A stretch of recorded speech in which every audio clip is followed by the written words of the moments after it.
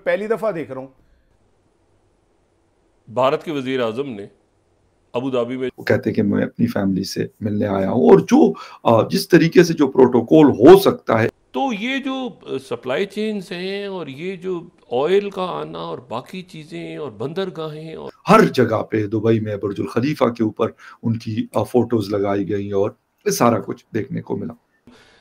उससे हट के भी जो ब्लॉक्स हैं, मिसाल के तौर पे जैसे आज़रबाईजान, तो आज़रबाईजान का एक ब्लॉक है। इसी तरह मोदी की बात होती है तो ये बात सही है कि वो 7वें नंबर से 4थे नंबर की इकॉनमी बना दिया। कल उधर जो मिडिल ईस्ट में हुआ, यूएई में हुआ, वहाँ पे आप देखें कि वहाँ पे क्या सिचुएशन थी कि इंडिया एक कल्चरल डिप्लोमेसी को लेके चल रहा था। इसलिए भी ज़रूरी था कि आज वहाँ पे तारीखी एक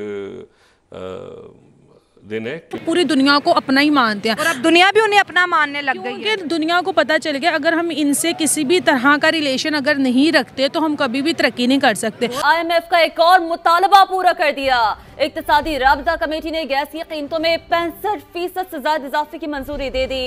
हम खिंचते जा रहे हैं। पाकिस्तान को शर्म नहीं आई और पाकिस्तान बेशर्म होता चला गया और हमने ये चीज जो है वो बढ़ाते गए और हम यही मांग के गुजारा करने लगे। और अभी भी हमारा यही हाल है। हमारे गल्फ कंट्रीज से आप देखें कितने लोग निकाले जाते हैं, पकड़े जाते हैं जो भीख मांग रहे होते हैं।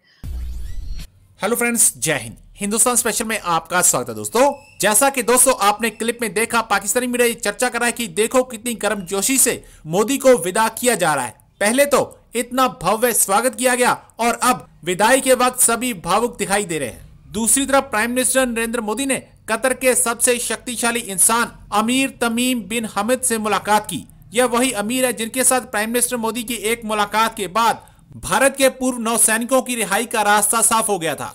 प्राइम मिनिस्टर मोदी और कतर के अमीर के बीच काफी देर बातचीत हुई। यह मुलाकात पूर्व भारतीय नौसेना की रिहाई के अलावा अरबों डॉलर की LNG डील के बाद हुआ है, जो अगले कई साल भारत की ऊर्जा जरूरतों को पूरा करेगा। दूसरी तरफ पाकिस्तान के हालात दिन ब दिन खस्ता होते जा रहे हैं और पाकिस्तान को IMF की शर्तों को मानना पड़ रहा है, जिससे आम आदमी पर महंगाई का बोझ पड़ता चला जा रहा है। आज की वीडियो में पाकिस्तानी मीडिया ने और क्या कहा, तो चलिए दोस्तों आज की वीडियो की तरफ चलते हैं। Thank so much. दूसरी तरफ आजकल UAE में गर्मा गर्मी है, और गर्मा गर्मी ऐसी नहीं कि कोई जंग हो रही है, बल्कि वो इस वजह से है कि इंडियन प्राइम मिनिस्टर ने विजिट किया है 2 रोज़ा। एक तो मंदिर की इनॉग्रेशन की है, लेकिन इसके अलावा बहुत सारी एक्टिविटीज़ और वहाँ पे इंडियन डायस्पोरा से शेख ज़ैद जो स्टेडियम है अबू धाबी का, बड़ा खूबसूरत स्टेडियम, वहाँ पे उन्होंने एड्रेस किया है और बड़ा वो कहते हैं कि मैं अपनी फैमिली से मिलने आया हूँ, और जो जिस तरीके से जो प्रोटोकॉल हो सकता है, एक VVVIP प्रोटोकॉल, वो prime minister of India Narendra Modi साहब को दिया गया। हर जगह पे दुबई में बुर्जुल खलीफा के ऊपर उनकी फोटोज लगाई गई और ये सारा कुछ देखने को मिला। कहने का मतलब है, आप कहेंगे कि यार पाकिस्तान की कहानी सुना दी और UAE की सुना दी, क्यों? उसकी वजह भी आपको बताएंगे। बिल्कुल इन इश्यूज के ऊपर बात करेंगे कि हम ये सारा कुछ गेन क्यों नहीं कर सके, इसके पीछे रीजंस क्या है, जो इंडिया कर रहा होता है, इसकी वजूहत क्या है। एक रिस्पेक्ट है, इकोनॉमी अच्छी हो गई, बहुत सारी चीज़ें हो गई हैं। हम वॉल्यूम ऑफ इकोनॉमी की बात नहीं करेंगे बिल्कुल भी, हम ये करेंगे कि उन्होंने अपने सिस्टम को बेहतर किया। कैसे किया, ये एक इम्पोर्टेंट सवाल है, और उनको जो रिस्पेक्ट थ्रू आउट वर्ल्ड मिल रही है, वो मिडिल ईस्ट में हो, अमेरिका में हो या कहीं और, इसके पीछे भी उनकी जो मेहनत है वो हम क्यों नहीं कर सके। आरजू, मोदी साहब का विजिट तो है, बड़ा इंपॉर्टेंट विजिट उन्होंने किया है। कतर से उन्होंने अपने बंदे निकलवाए 8, वो भी एक बहुत बड़ी सक्सेस स्टोरी है। यानी जिस तरीके से अभी 1.5 माह पहले शेख ज़ैद साहब ने विजिट किया था, उससे पहले वो एक और उसमें आए हुए थे इंडिया, फिर उन्होंने गुजरात समिट में शिरकत की, $86 बिलियन के उन्होंने एग्रीमेंट्स किए। अब 100 से ज्यादा एग्रीमेंट्स अभी साइन हुए हैं मोदी साहब के विजिट के दौरान। यानी एक चीज नहीं है कि हम कहें कि जी एक दफा कोई चीज हो गई तो फिर दोबारा नहीं होती, नहीं, ऐसा नहीं है। मतलब इंडियन डायस्पोरा से एड्रेस करना, मंदिर का इफ्तिताह करना, जिसे कहते हैं UPI जो रुपए सिस्टम है एक लोकल करेंसी वाला, वो करना, पता नहीं क्या कुछ, यानी इतनी सारी चीजें 2 दिनों में, कि अभी फिर कह रहे हैं कि पता नहीं 76 बिलियन है कि $80 बिलियन से ज्यादा का और एक वो हो रहा है आपस में।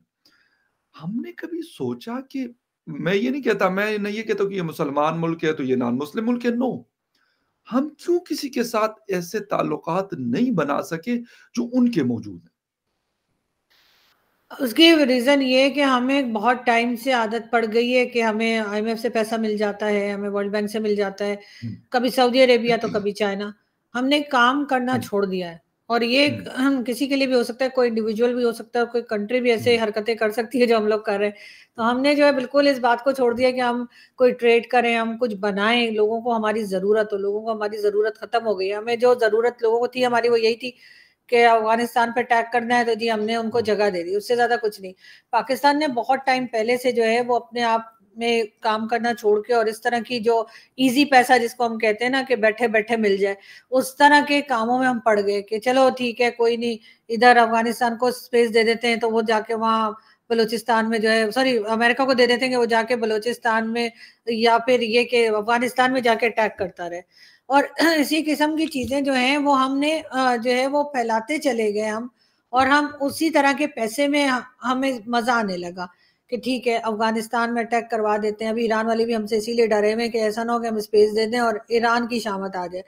तो इस वजह से भी हम पीछे रह गए। हमने कभी सोचा नहीं, हमने कभी गौर नहीं किया कि हम किस दलदल में उतर रहे हैं और हम उसमें उतरते चले गए और हमारी यही गलती जो है वो आज हम भुगत रहे हैं और अभी भी ठीक होने के लिए तैयार नहीं है। भारत ने दूसरी तरफ ठीक है, एक टाइम मेरा ख्याल है मिसेस इंदिरा गांधी के टाइम पे एक बार उन्होंने लोन लिया था और कुछ आटे वगैरह का भी उनका इशू हुआ था। उसके बाद उनको शर्म आई, हमें शर्म नहीं आई असल में। उनको सिर्फ एक बार ऐसा हुआ ना तो उनको शर्म आ गई, उन्होंने कहा हम आइंदा नहीं करेंगे। लेकिन पाकिस्तान को शर्म नहीं आई और पाकिस्तान बेशर्म होता चला गया और हमने ये चीज़ जो है वो बढ़ाते गए और हम यही मांग के गुजारा करने लगे। और अभी भी हमारा यही हाल है। हमारे गल्फ कंट्रीज से आप देखें कितने लोग निकाले जाते हैं, पकड़े जाते हैं जो भीख मांग रहे होते हैं। हमें तो भाई एक जो लोग थोड़े बहुत ऐसे हैं जो थोड़ी गैरत वाले हैं या शर्म वाले हैं, हमें तो एक टाइम का खाना भी अगर कोई खिला दे तो कोशिश होती है कि यार अब इनको हम कैसे खिला दें कि हमारे सर से वो बोझ उतरे कि हमने इनके पैसे से खाना खा लिया या हमने इनके घर दावत में चले गए। तो हमारे यहाँ तो ये वाली हमेशा से सोच रही, हमारे पेरेंट्स ने हमें हमेशा से ये सिखाया कि नहीं बेटा, दूसरे को भी खिलाते हैं तो खा कर नहीं आ जाते। लेकिन मेजॉरिटी पाकिस्तानी या जो गवर्नमेंट में है या जो पॉलिसी मेकर्स हैं वो ऐसा नहीं सोच रहे। मुझे लगता है इस वजह से भी हमारा ये हाल है, इस वजह से हमारी कोई कंपैरिजन बनता नहीं है भारत के साथ।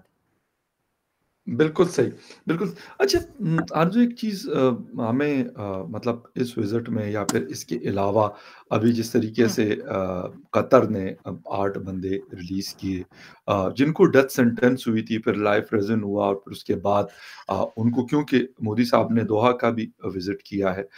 तो ये चीज़ें, हालाँकि हमने यही सुना था कि कतर के साथ मिडल ईस्ट में यूएई और सऊदी अरेबिया के साथ बहुत अच्छे रिलेशंस हैं हिंदुस्तान के।